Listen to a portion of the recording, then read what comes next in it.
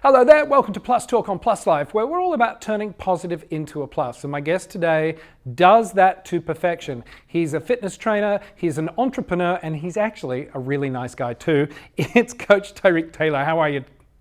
Hey, what's going on? How are you? Nice to meet you, or It's see you again. it's good. We're good. Come on, we know each other. I should say I was lucky enough to be in New York a while back. I took one of Tyreek's classes, and for someone who doesn't like working out, he not only made it fun, but challenging and all of that. And we'll get to the fitness stuff in a second.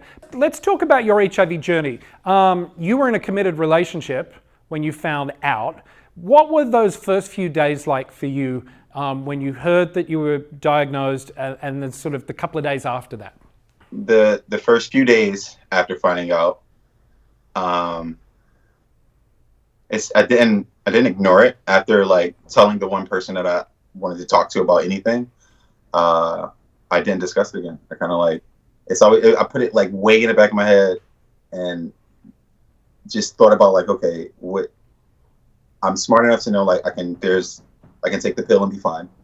I know I'm going to have to like watch things differently of like what I'm putting in my body, and I'm going to have to like have those monthly checkups because I've seen it. And that was just the beginning stages, and then it was time to connect with someone who I did prior to knowing my status, and this was like during a break that me and my partner had. Like I was going to have to talk to this person. That was scary. That was like the first. That was really scary as having to tell this person I just found out this thing and you need to know that I have this thing. Has that conversation gotten easier for you over the years? That disclosure conversation? Extremely easy. Really? Tell me how so? Extremely. How so? I feel as though because the first time I had to tell somebody, the experience was so bad. It prepared me for the worst that could happen when you do disclose your status. So by taking that power back, I just became open about it. I wasn't ready to be open about it. I wasn't sure which direction I wanted to go, but that's how bad the experience was having to tell someone. I just found out it was positive, and then from there, it allowed me to see where people were trying to place me. Oh, you have HIV, so you're this now or you're that. Like nothing could bother me. It's like, yes, I have this thing. I'm healthy. I'm safe. I'm letting you know, and that gives people the option to be like, I don't feel comfortable with it, and me to either try to educate them on it, not trying to be with them or do anything, but like, okay, do you understand this? Do you understand the different ways to protect yourself?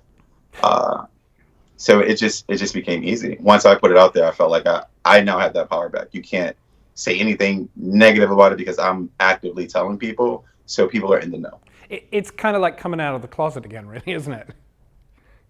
Just like coming out, it's literally just like coming out of the closet. What's the reaction for you? Like, what do you feel like when you have that conversation and you disclose and you say, look, this is my deal. I'm undetectable, therefore I'm untransmittable.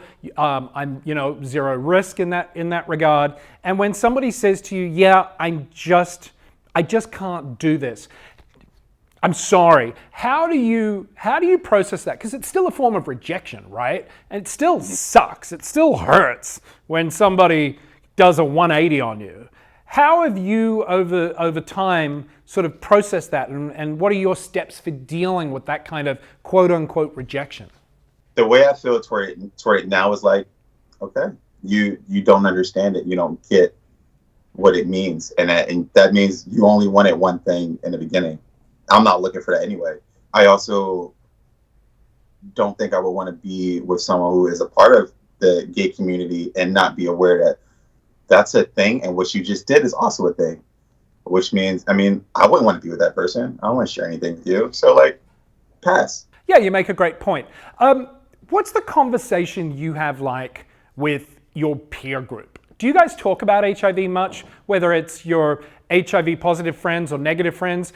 Are those conversations that you guys have? And if so, what do they look and sound like? They come up not as much as they used to when I first opened up about it. Uh, it was the conversation in the beginning were more about like, comfort, like, hey, well, we're here for you.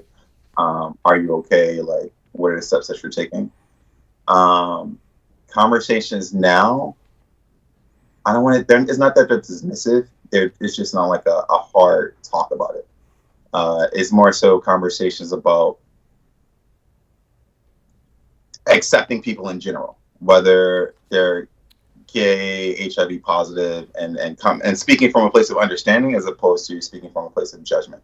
If you were to talk to your younger self, right? Coach Tyreek, or as it says here in my notes, Ty Boogie. If you're nasty. If you're nasty, we won't even get into that. But if you were to have a conversation with your younger self today, what would you say to yourself? I would definitely tell myself to be patient. It's okay to say no.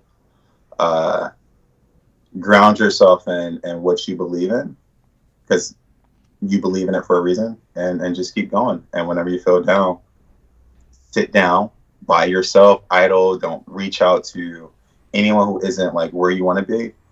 Let it sit, manifest, and then remember your why. Focus on your why. Focus really hard on why you started this and why you're so passionate about it. And don't ever that why. And is that kind of what has led you to create, Black Queer Fitness and do what you do in the fitness space? And how, if at all, maybe it hasn't, has your experiences living with HIV sort of motivated you, I guess, or pushed you, or given you a positive reinforcement to go and chase those goals that I know you're chasing? Yes, it definitely has. Because being healthy and your wellness it's not just about fitness. Fitness is a very small part of what I want to teach. Mentally, we have to be okay. And when I first found out my status, I mean, it's been 3 years now. This month marks 3 years.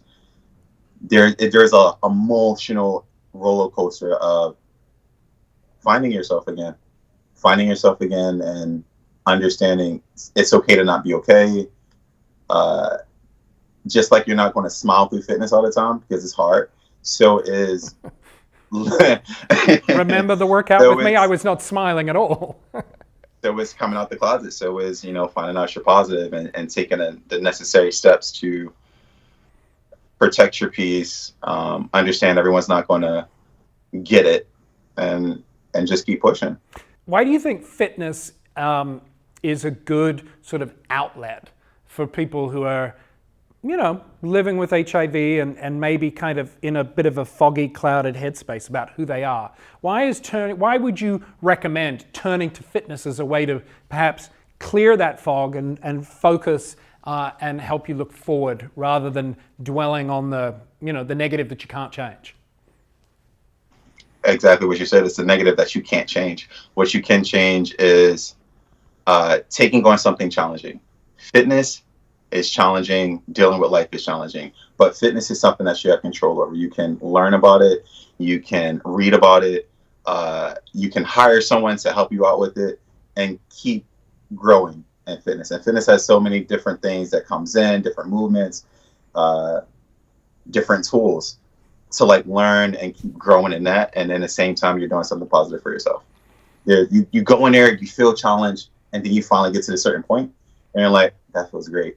This is the one thing I had control over, and I just did it, period. I just knocked this out the frame. And it feels good. It feels good to go from not being able to, not even being able to do a push-up to bench pressing 225. That took work. It took dedication. It took understanding. It took learning.